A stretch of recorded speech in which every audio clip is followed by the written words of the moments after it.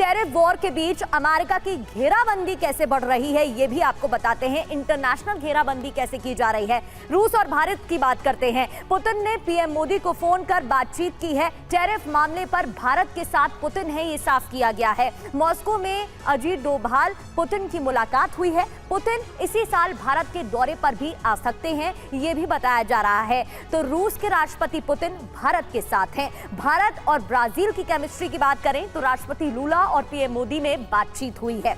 SCO बैठक की बात करें तो टेरिफ विवाद के बीच चीन में हो रहा है एससीओ समिट, और समिट में पीएम मोदी के जाने का अचानक से फैसला हुआ है, जो कि बड़े सवाल खड़े कर रहा है। एससीओ में भारत, रूस, चीन, मिडिल एशिया के देश शामिल होंगे। अब इसके मायने क्या है?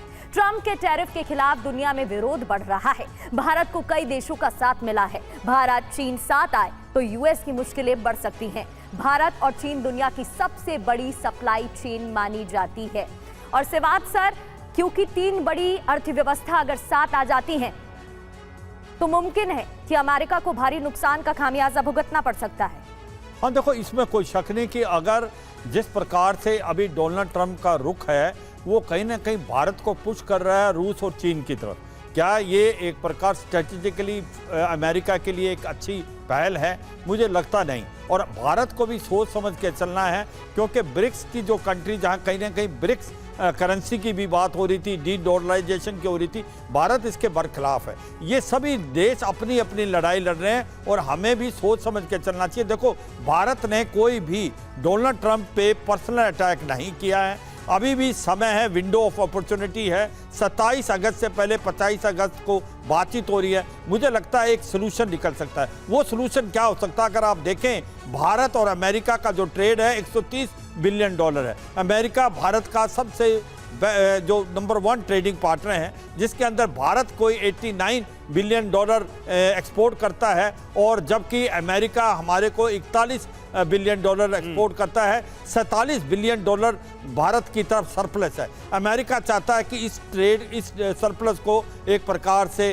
ख़त्म किया जाए, इस डेफिसिट जो अमेरिका की तरफ से। उसके दो तरीके हो सकते हैं। एक तो कहीं ना कहीं जो ऑयल हम ले रहे हैं सऊदी अरेबिया, यूएई और एक प्रकार से मिडिल ईस्ट से, उसमें कमी करके हम अमेरिका से ऑयल ले। और दूसरा कहीं ना कहीं हथियारों की बात हो रही है, क्योंकि अभी भी आप देखें जेवलिन है जो हथियार, एंटी टैंक, उसकी भी बात हो रही है। उसके बाद स्ट्राइकर है जो कि कॉम्बैट एक प्रकार व्हीकल है, उसकी भी बात हो रही है। P8I की भी बात हो रही है। मुझे लगता है एक सोल्यूशन है कि हम अपना एग्रीकल्चर, उसके बाद डेयरी और MSME इसको नहीं खोलेंगे। ये हमारे रेड लाइन है। मुझे लगता है कोई ना कोई बातचीत निकले। वो तो प्राइम मिनिस्टर ने ओपनली, पब्लिकली इस चीज को कह दिया कि ये हमारी रेड लाइन है। अब इसके आगे ट्रंप क्या ऑफर करते हैं, क्या बातचीत करना चाहते हैं, ये शायद उन पर ही निर्भर करता है। वैकल्पिक रास्ते तलाशना शायद भारत के लिए एक बड़ा मैसेज है इस पॉइंट ऑफ टाइम पे, और भारत उसको कर भी रहा है। लूला डा सिल्वा के साथ जो बातचीत हुई, जो पोस्ट किया प्राइम मिनिस्टर ने, ये उसी का इंडिकेशन है।